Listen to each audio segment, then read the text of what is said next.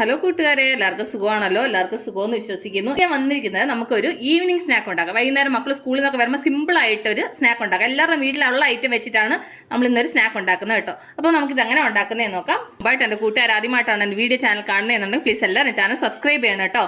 Subscribe ചെയ്യണം. അതുപോലെ തന്നെ ബെല്ലൈക്കൻ പ്രസ് ചെയ്തിട്ട് ഓളന്ന് കൊടുത്താലും ഞാൻ ഡെയിലി ഇടുന്ന വീഡിയോ നോട്ടിഫിക്കേഷൻ കിട്ടത്തുള്ളൂ.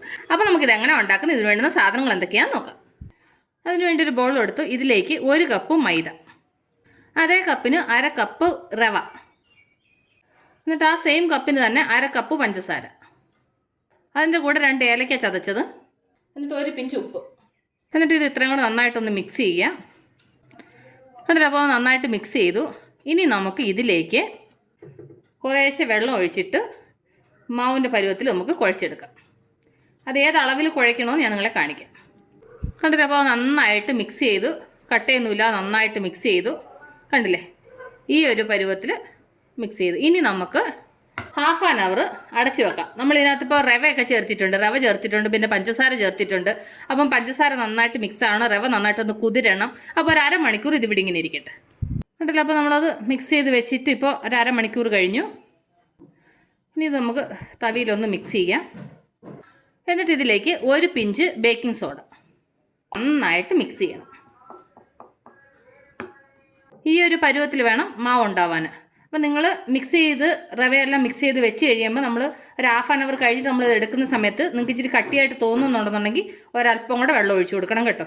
എനിക്കിപ്പോൾ ഇത് വെള്ളത്തിൻ്റെ ആവശ്യമില്ല, കറക്റ്റ് അളവിനാണ് ഞാൻ മിക്സ് ചെയ്തത്. അപ്പോൾ റെഡിയുണ്ട്. ഇനി നമുക്കിത് ഫ്രൈ ചെയ്യണം. അത് ഞാൻ സ്റ്റൗ കത്തിച്ച് പാൻ അടുപ്പ് വെച്ചിട്ട് എണ്ണ ചൂടാക്കട്ടെ.